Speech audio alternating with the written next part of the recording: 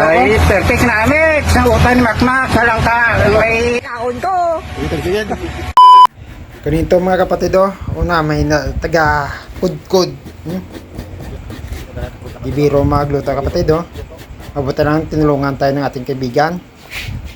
Ako naman taga slice, tawag dito taga tok-tok sang langka, panitan tauna. Tapos tok-tokon. Ng aton nga labador gamay nyo.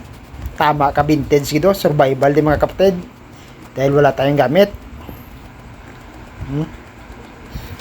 Yan ang sekreto mga kapatid. Tiyaga lang. Kagaya ng Facebook. Pagtiyagaan lang natin daw. Para balang araw, papansin din tayo.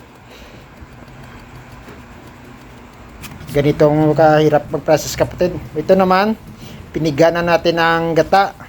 Sa unang piga natin mga kapatid, naglagay tayo ng half cup of water.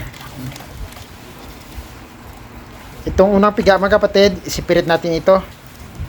Hindi natin ito isama sa paglaga ang tawag dito. Sa pagpakulo.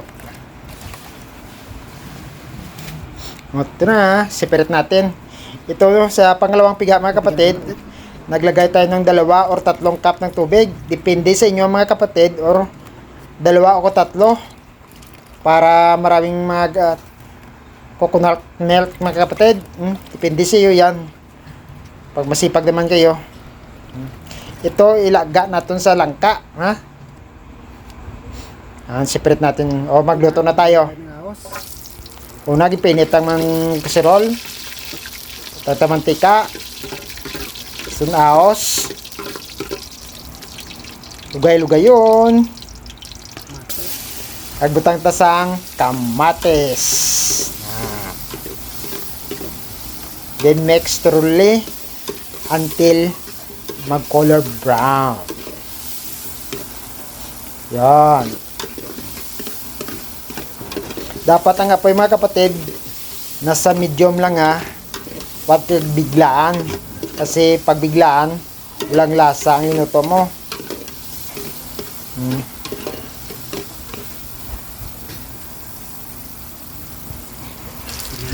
So, magdagdag tayo ng bagoong. Ang bagoong mga kapatid, dapat kapag naglagay kayo, isama nyo sa gisa para maluto dyan.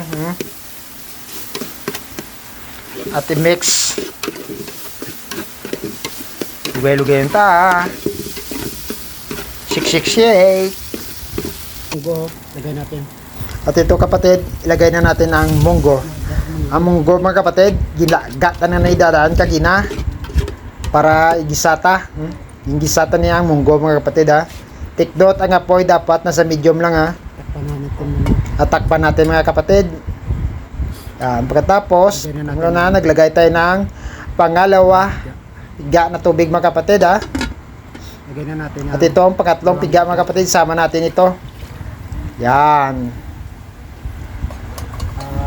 Naglagay tayo ng tubig na pangalawa at pangatlong piga mga kapatid. Hindi tayo naglagay ng pure na tubig. Yan. Pag nagkumulo na, ilagay na natin ang noktok nga langka. Mga kapatid, nagpalit tayo ng kaserola. Mukhang maliit yata ang kaserola na ilagay natin kanina. Para kasya ang ating linuto. Kasi pang partiyan ng luto natin ito mga kapatid, ha. Nilipat natin, takpan natin ulit. Yan, takpan natin. Itong ulam natin yung kapatid na linuto ay para sa mga e-bike driver to. Itong paya mga kapatid, gatong taman ni kay yawat pa ni, 14 ng kalayo ya.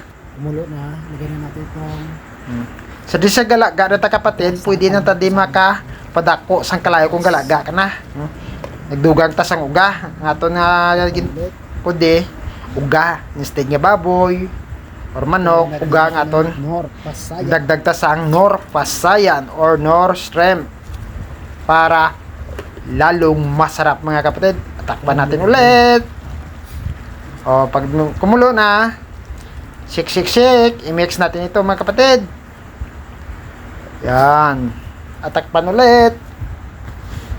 Lagay natin ang bitse. Then maglagay tayo ng seasoning. Bitsin ang ano tadi kapatid? Bitsin ang aton ginagamit. Takpan. At lagyan natin din ito ng asin. Then, naglagay tayo ng asin at i-mix. Takpan ulit mga kapatid. Tanglad. At naglagay tayo ng lemongrass. Ang lemongrass, tawag dito sa amin mga kapatid ay tanglad. Kalka. Yan.